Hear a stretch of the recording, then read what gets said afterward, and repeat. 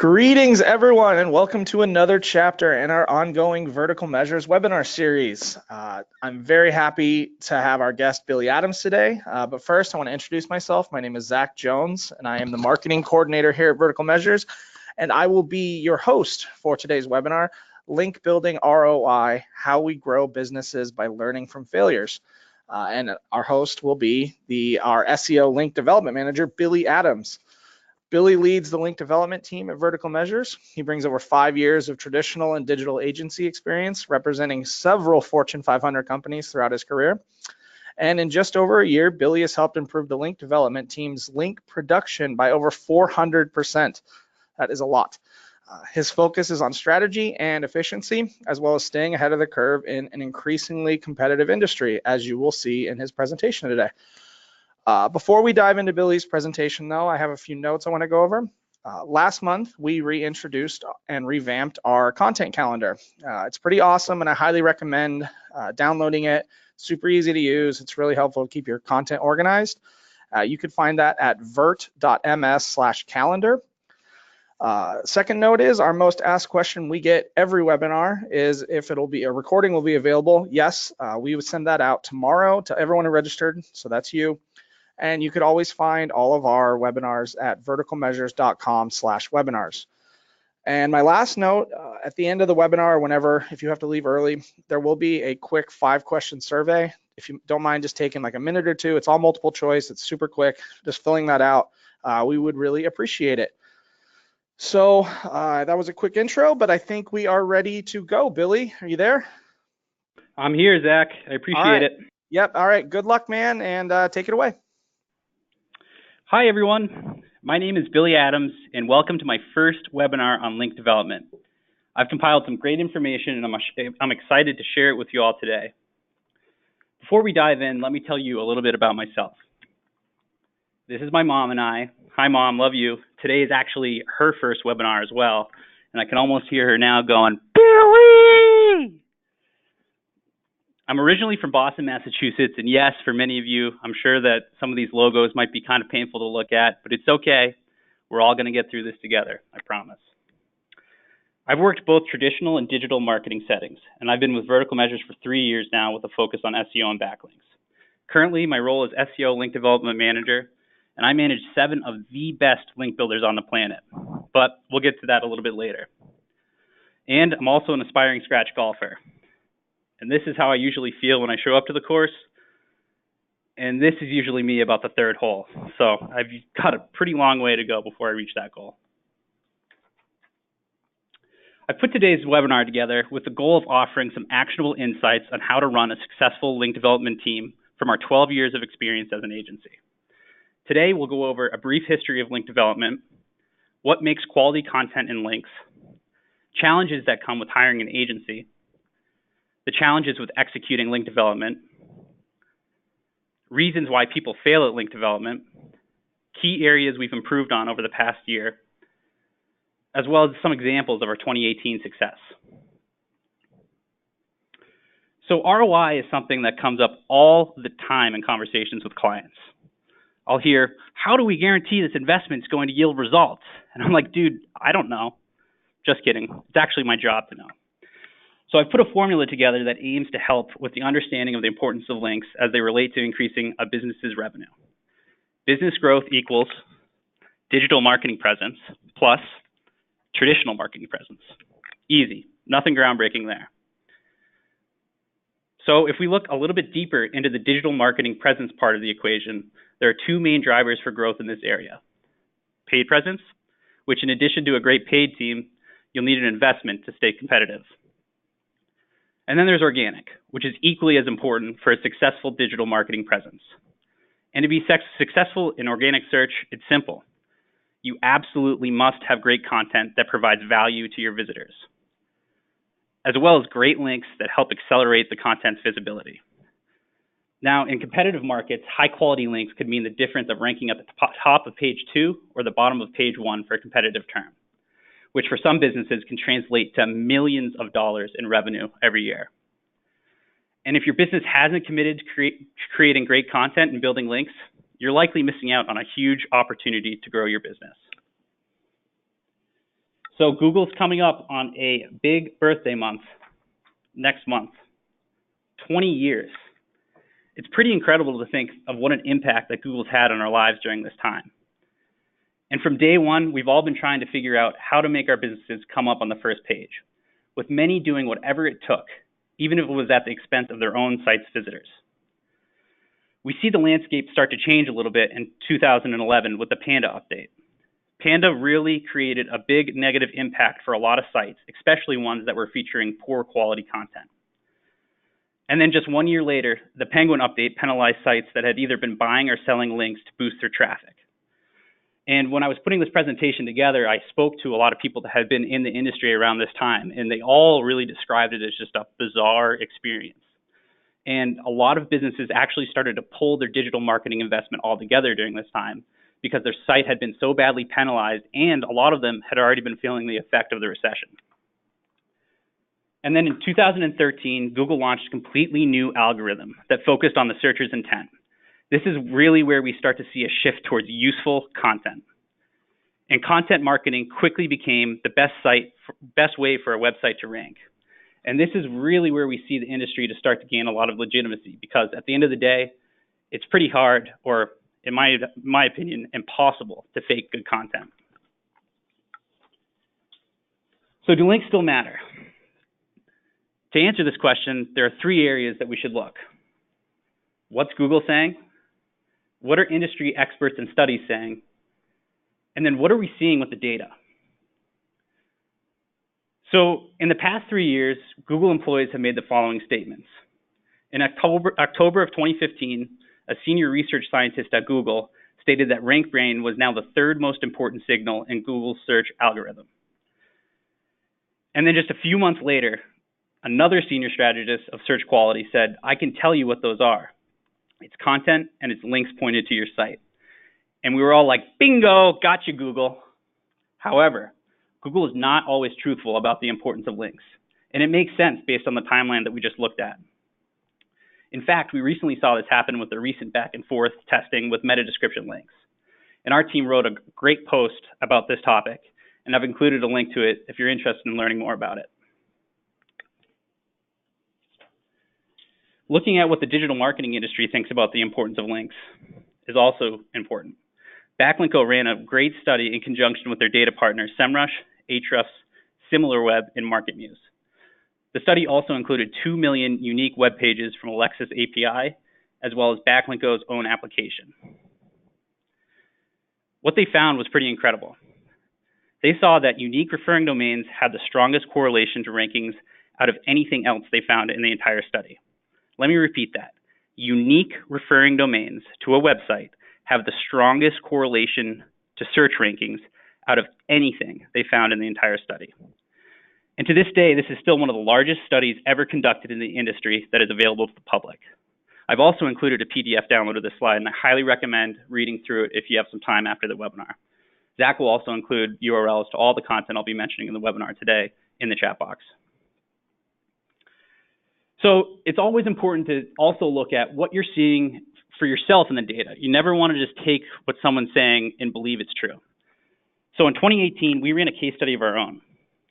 And the issue that we'll typically find with case studies that compare 2 different sites is that if they haven't been set up at the same time or were launched on different dates, this could have a significant impact on the results. So for the purposes of our study, we built 2 sites following the same SEO and CRO best practices, launching them at exactly the same time. For site A, we built 1 piece of content as well as 1 link. And for site B, we created 37 links to 36 unique referring domains, 7 of which were .edu links, and we also created 5 pieces of content. Now, if you look at the graph we're looking at right now, on the left-hand side on the y-axis, you can see that these aren't even at the same scale. So site B really had a lot more traffic growth, and in fact, it had 30 times as much traffic as site A, which is a significant difference when you think about just 2 variables being added between the both of them. And then if we look at the citation flow and the trust flow between both these sites, site B had 2.5 times higher trust flow and 4 times higher citation flow than site A, which is also very significant to see in such a short period of time.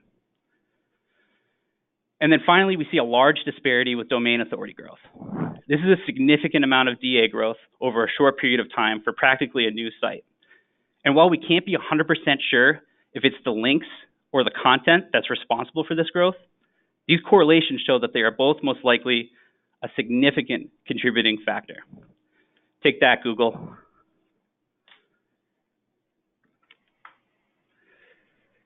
So links and content are something that have been a focus of vertical measures for over 12 years, and our philosophy has remained intact over this time. During my research, I found a great quote from a 2012 post that our own Arnie Ken wrote about the future of link development. Now, I know I'm breaking best practices here by including this big wall of text. I actually almost gave Zach a heart attack yesterday when I showed him the slide. But since this post isn't live any longer, I thought it was great to have intact to read through the whole thing. And it was great to see Arnie explain how content would be important for acquiring links in the future, especially in a time when the industry was so volatile and no one really knew what the future outcome was going to be. And this is something that we still focus on to this day with our link development philosophy. And in the words of Bill Gates, content is king, and we don't see that going anywhere for a long time. Other important aspects of our philosophy are quality, relevancy, a low link to domain ratio, as well as personalized outreach. These are the core elements that we're dedicated to, and they are all equally as important with providing the best finished product for our clients. So what makes a quality link? Next to ROI, this is probably the second most frequent question we hear from prospective clients. With no two links looking the same, it's always important for an agency to establish what their view on quality is. The single most important element of a quality link is its relevancy. In the example you see to your right, Vertical Measures has earned a link from Moz on the recommended list of SEO marketing consultants, firms, and agencies. This is an awesome link. It is extremely relevant to the business, and it's coming from a really high authority in the industry. And it also has a high chance of referrals, which is a nice added benefit to link development. Traffic and keyword rankings are always good to look at as well for all potential linking opportunities. We should be checking for consistent traffic and ranking keywords that fit into the desired target audience. Random keywords that are ranking on page 1 or keywords your audience isn't searching for typically means that the link won't provide much value to your site. It's also extremely important to remember that many of these ranking tools are not accurate, and they should only be used directionally. We often see large variances between analytics data and then what the tools are showing us. Indexation is pretty simple. Just make sure that any page you're aiming to earn a link from or build a link to actually shows up on the search engine results page. We've had times where we found great linking opportunities on our client site or prospective linking sites only to find that the page has a no index tag. Moz has a great feature in their Chrome extension where you can see if a page is no indexed or not right away. Authority metrics are also great to look at as an indicator of quality. Domain authority is a metric that we kind of go to first because it's easy to understand right away. It has a 0 to 100 scale, and it really kind of tells you the overall quality of the site.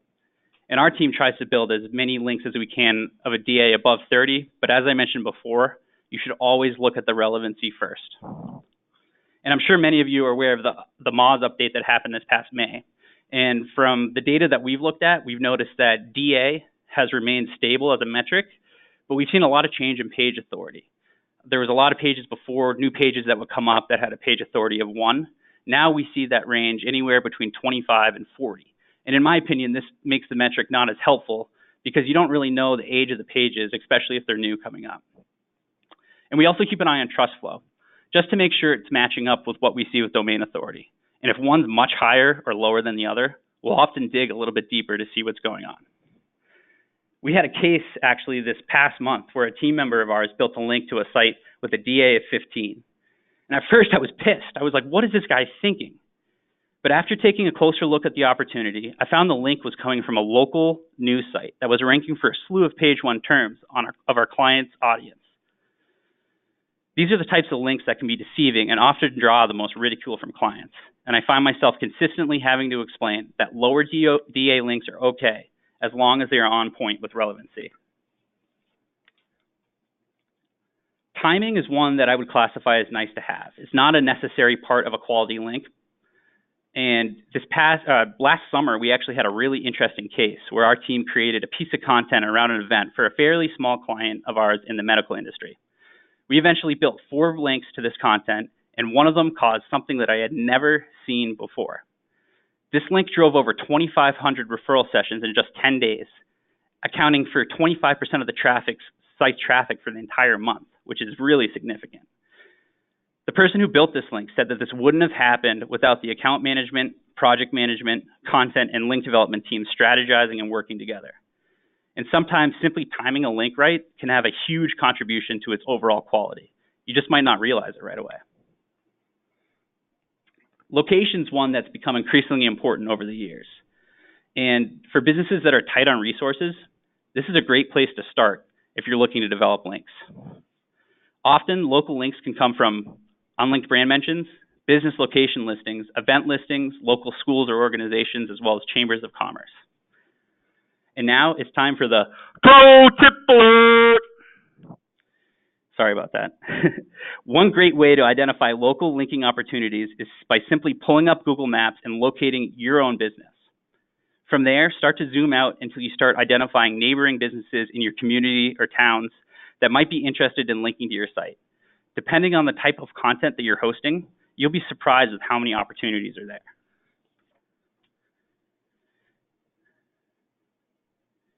And the last one is anchor text. And this is another one that's a nice to have because ultimately it's out of our control with what the webmaster decides to add. It should always be optimized for the user first, and misleading anchor text could actually raise your bounce rate and negatively impact a page's rankings. Our team highlights our desired anchor text in bold in our outreach emails, and usually webmasters understand what our intention is. While Google still uses anchor text as a ranking factor, in our opinion, reaching out for exact match terms will most likely end up hurting your link acquisition rates. Now that we have a better understanding of what makes a quality link, we'll discuss the types of content that works best for attracting them. A linkable asset is simply any piece of content that has a high likelihood of earning links with or without manual outreach taking place. This could include something like a resource page, downloadable template, quiz, infographic, anything that meets the intended audience's needs. One of the most important elements of a quality linkable asset is making sure it's non-brand promotional. This is crucial. It's amazing how many companies don't get the importance of unbranded content for search. We'll hear statements like, well, we're blogging all the time, how come we're not showing up in search? Only to find out when we do some digging that the last 15 blog articles that this company's done has been about their own product that no one has heard about. Structure is also important. It's important for a webmaster to be able to scan a piece of content to understand what the value it may provide for its visitors. If they don't have a clear understanding, they'll likely just delete your email altogether. And it's also equally as important for visitors to understand if the content is going to answer any questions that they might have within the first few seconds. We also believe the structure of the content has answer box implications, which is a nice added benefit if the piece that you created starts to rank well and pick up some momentum. The final aspect of a strong linkable asset is making sure that you're adding value to your customer's journey. Vertical Measures has been laser focused on this one over the past couple of years. Ask yourself, are you answering a key piece of info for your customers? If the answer is yes, you are most likely adding value to their buying journey. At the end of the day, you shouldn't be creating one-off pieces of content to try and create links. It should fit into your overall content marketing strategy. One site that, through all my years of research looking at content, computerscience.org, they do a great job of creating content. And from what we can tell, this is a lead generation site in the higher education space. And a couple of pieces that I wanted to highlight. The first one is a women in computer science piece, getting involved in STEM.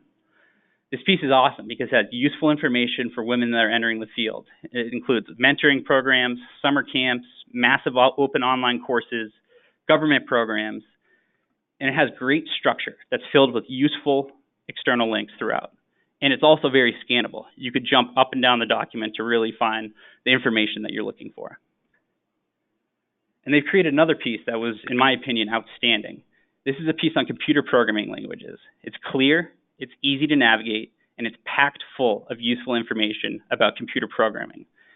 It includes information about who's using it, why it's important, where it started, and different ways to get into the field. These are answering key questions to someone who's exploring the field that would want answered.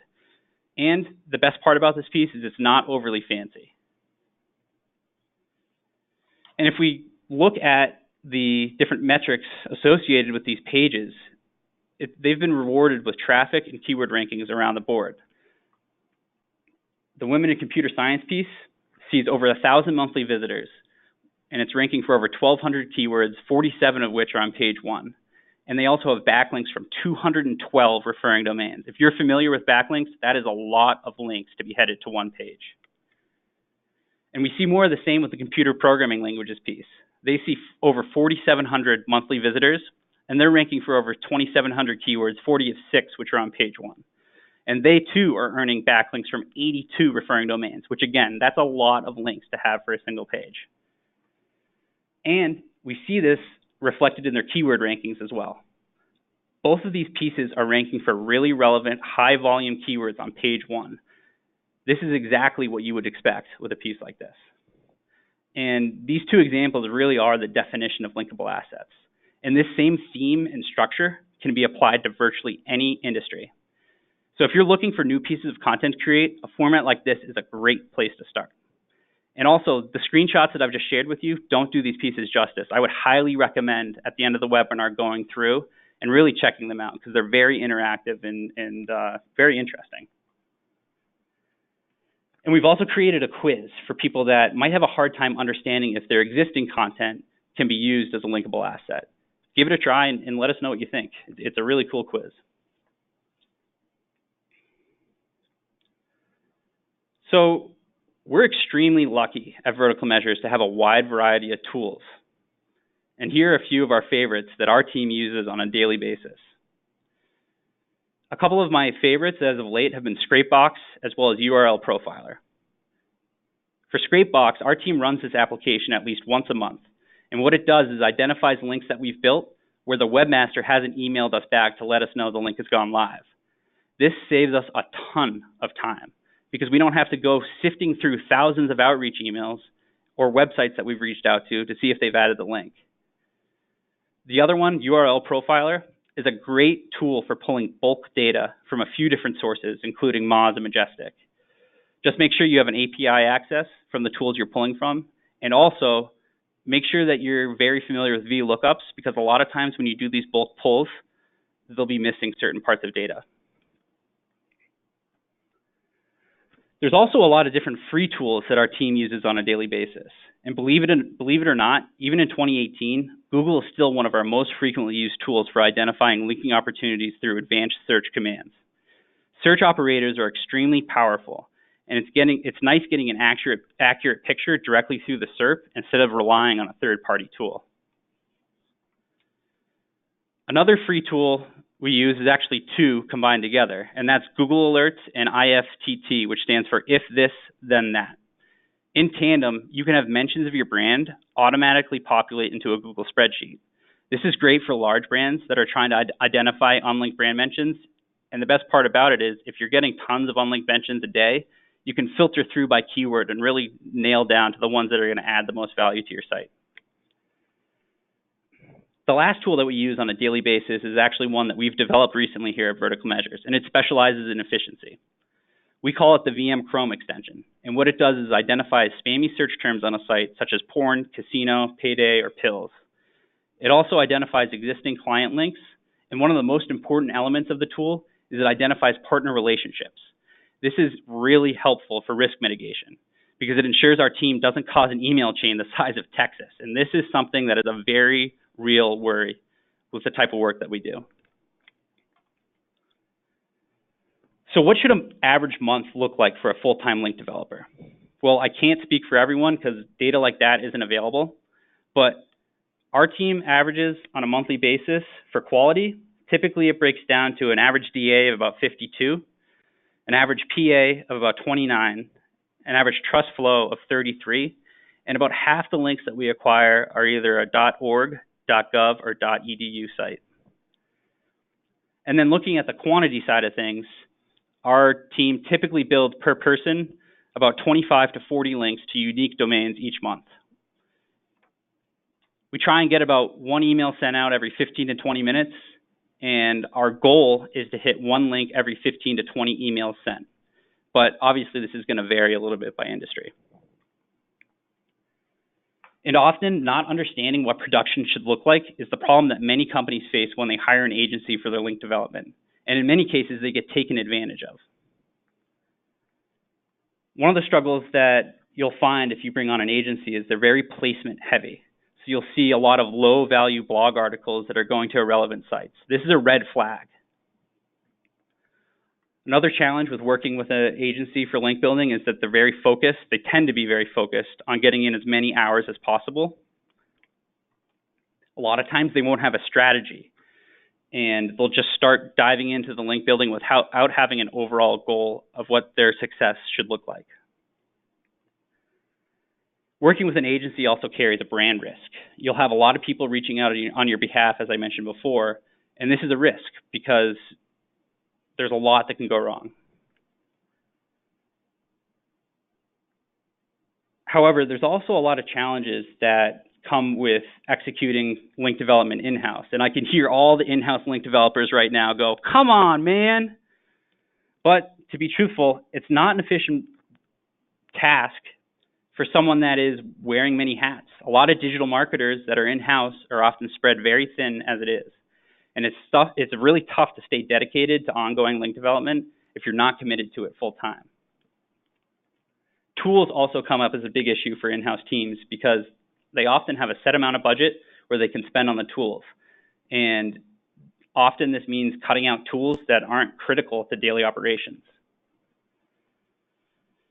Cross-industry experience is a big one, I think, because our team often has conversations about what they're seeing in different industries or sectors.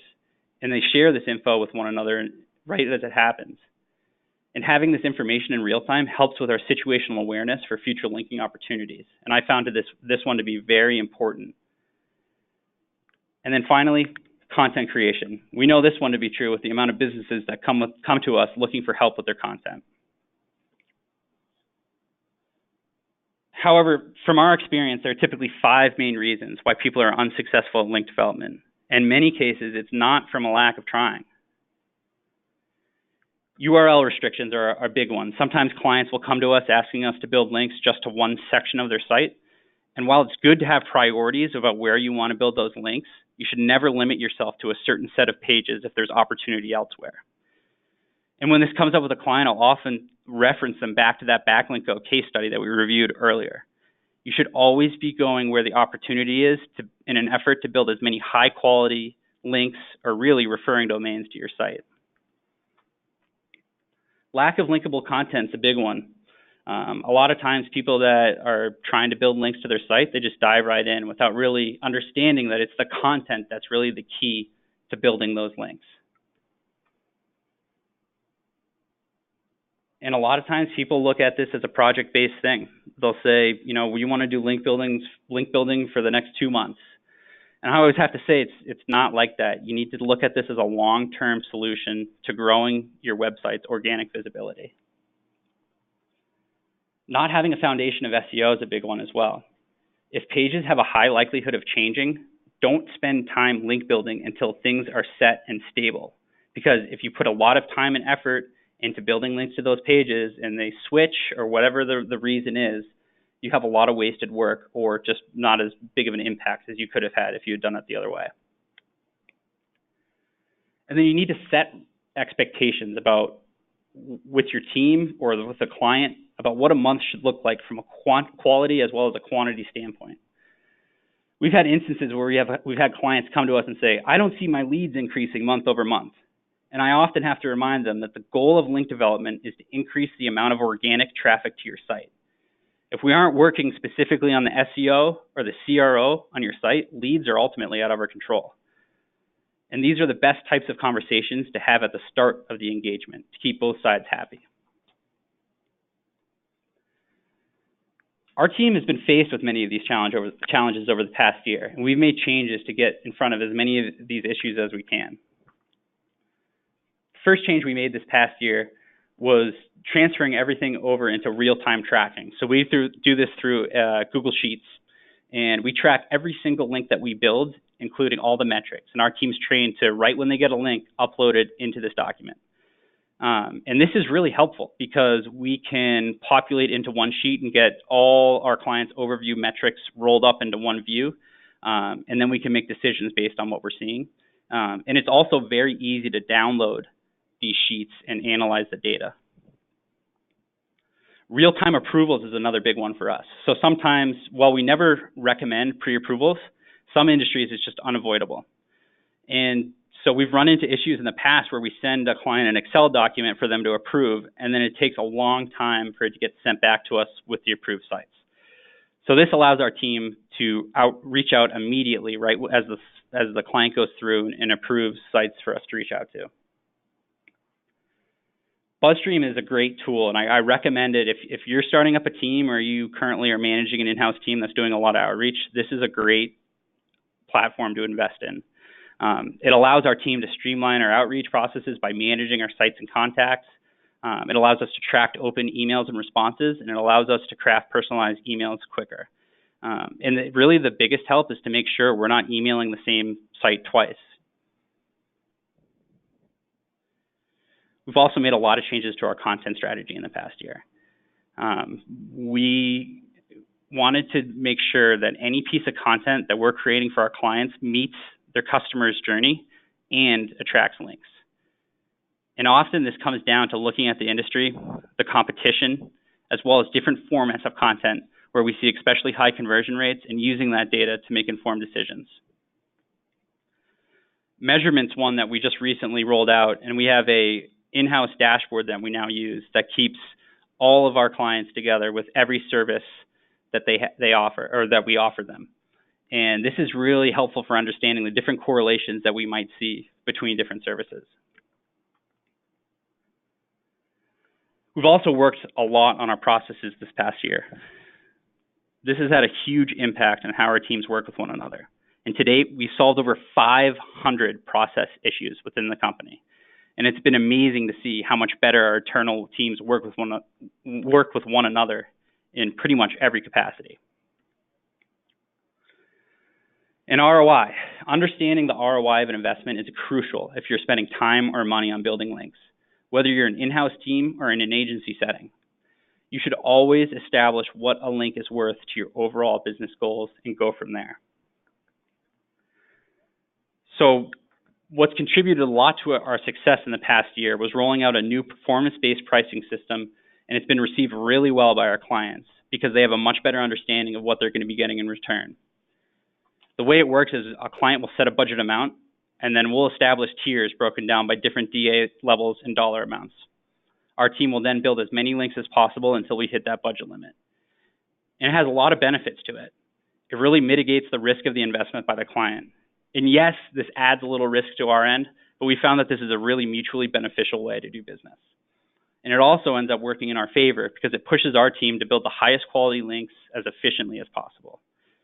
And so far, this has really turned out to be a recipe for success for us. So who's it a good fit for? We found that this structure is a good fit for businesses that are dedicated to creating and publishing content on a regular basis. It also works out for businesses that are in an industry where content is a necessary part of the customer journey. And we've also found it's not a good fit for businesses that aren't committed to creating content, some certain niche markets, as well as we mentioned before, any sites that have URL restrictions about where we can build links. And this is one that really hurt us as we were testing this model this past fall with an enterprise level company in the home improvement space.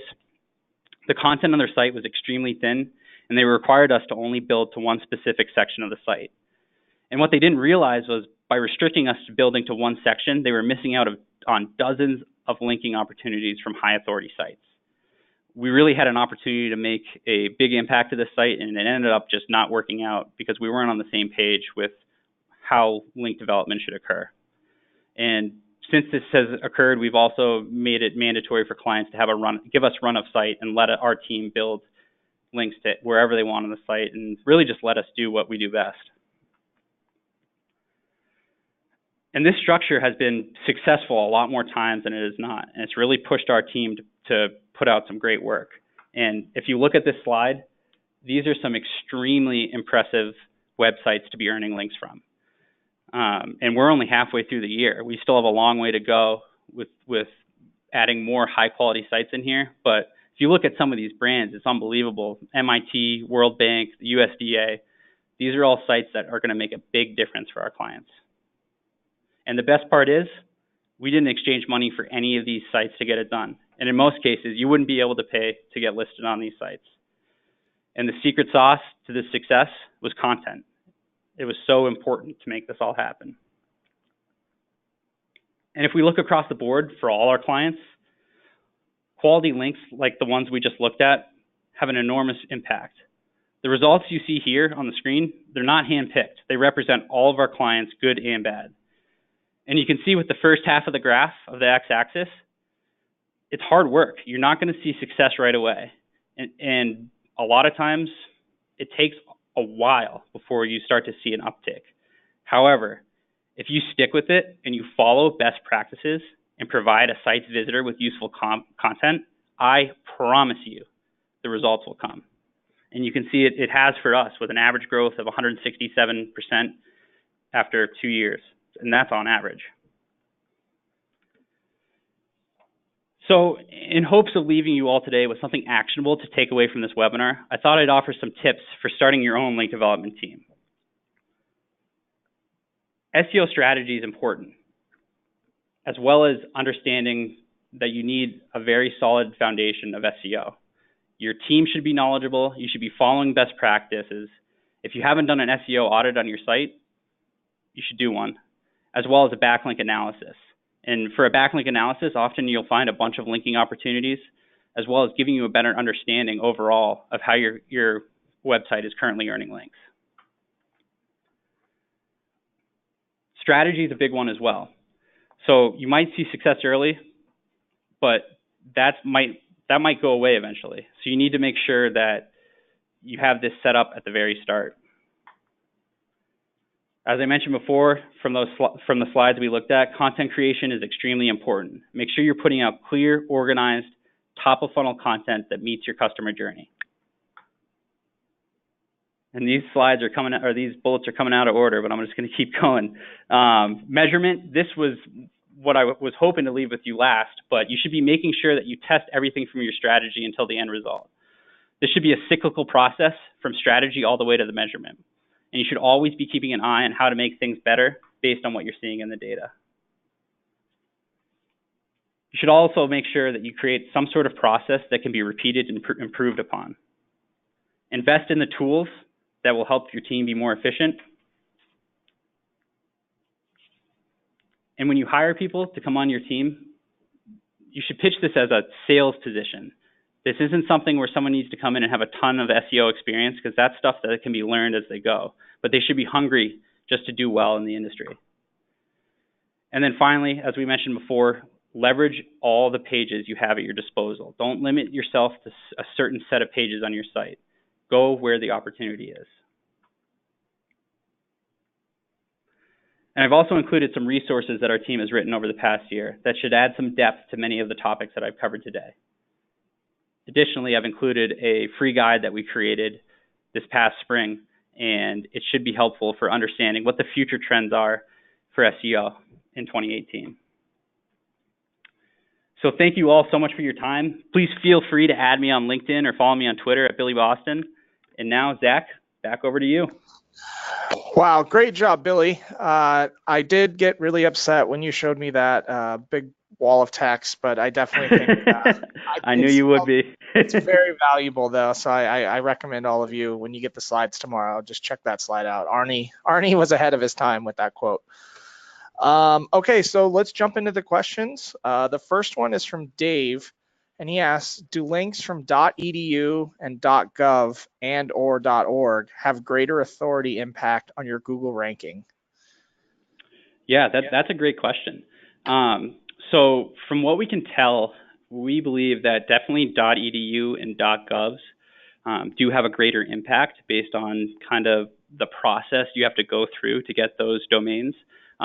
For .edus, we've gone through this a few times with different clients, and there's a pretty tough vetting process that takes place. And I think just based on that, it limits the amount of both those types of domains. And so, I think just having any of those links coming from those sites is really going to pass authority over.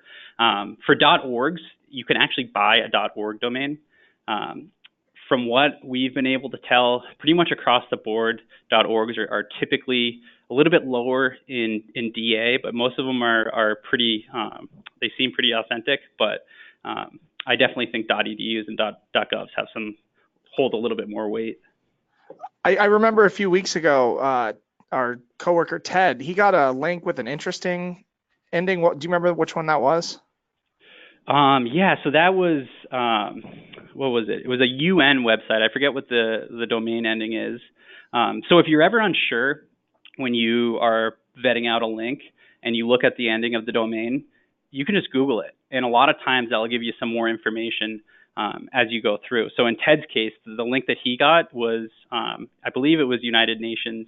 And to get a link on that domain there's only a couple out there. So yeah, it's definitely do your due diligence as you go through for any site you vet out. Yeah, just because you aren't familiar with it doesn't mean it's not valuable. Yeah, exactly. Okay, so all right, well, the next one is from Steven Rhoda, and he asked, what is the most effective link development strategy you use? That's a great question. Really, a lot of times looking at competitor backlinks is a great way to really understand what's going on. We'll look at for every client that we bring on board, we'll look at all of their competition, and then we'll pull all of that competition's backlinks and we'll compile it into one spreadsheet. And that allows us to be able to filter through and kind of get a better idea of what's going on. So we can filter all those links by domain authority, or we can look at the URL structure and filter by keyword. And it's very helpful for being able to really get a good grasp of what's working in terms of content or different websites that will link out a lot in your industry. Okay, we got two more questions we're going to get to. The first one is from Teresa Frost, and she asks, what is the biggest challenge you face with clients? Yeah, that's a tough one. I would have to go with education. Link building has a lot of intricacies to it, and it's hard to understand if you're not in the trenches every single day. So we'll get questions like, why are we building links to a site with a DA of 34 if my site's 45? Isn't that hurting my site? And again, I always point back to relevancy, but we've made it a point now with everything that we send our clients, we're trying to educate them. So whether it's in our strategy at the very start of an engagement, we really try to give them the basics of kind of our process and our methodology and kind of how we work as a team. And so we've gotten a lot better at that, but I would say, keeping the client educated is definitely a big challenge. Okay, so let's get this last question in from Abby Jones. It's, do you think RankBrain will take the place of links and content? Yeah, that's a tough one. I think that RankBrain is going to continue to grow with importance as it continues to understand relationships between different sites. But if you look at the way the whole internet is set up, a lot of how it works is through hyperlinks. And I really don't see an easy way to kind of break away from that structure. So I always think that links are going to have some sort of relevancy or importance. But we in digital marketing, you see the landscape shift all the time. But I would think, for a good while in the future, these are going to still be very important for client sites. Okay, well, we don't have any more questions, so I think we're going to wrap it up. Thank you, Billy. I know you worked really hard on this and you did a great job, so thanks for taking your time and making this a great presentation. I think a lot of valuable information is going to be transferred to everyone that showed up for this. So next month's webinar will be on 9/20 with a good friend of Vertical Measures, the hilarious Grant Simmons. He'll be presenting the SEO Justice League 5 pillars worthy of a great strategy. And don't worry, it'll be much better than the movie Justice League, so we really encourage you to attend. Registration will be up early in September, so check back on our social channels or subscribe to our newsletter and you'll get it beginning of the month. I also highly recommend following us on Twitter and LinkedIn. That's where we share all of our latest blog posts, ebooks, webinars, digital marketing tools we've created, and of course, my really cheesy digital marketing jokes that I come up with. So you will not regret it. Until next time, though, my name is Zach, and from all of us at Vertical Measures, thank you for attending and have a great day. Thanks, Billy. Thanks, guys. Appreciate it.